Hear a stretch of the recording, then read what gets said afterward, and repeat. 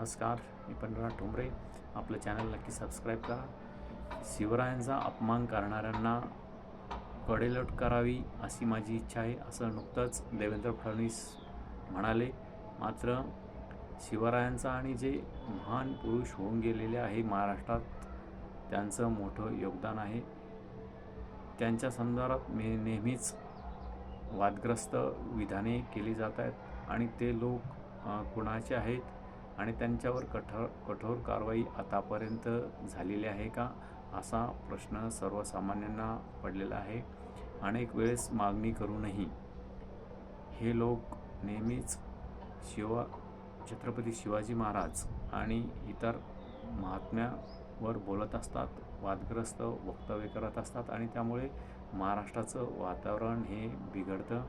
आता महाराष्ट्र शासन या संदर्भात काय भूमिका घेते, देवेंद्र फडणवीस या संदर्भात काय कठोर कारवाई करण्याचा निर्णय घेतात, हे येणाऱ्या काळात दिसेलच.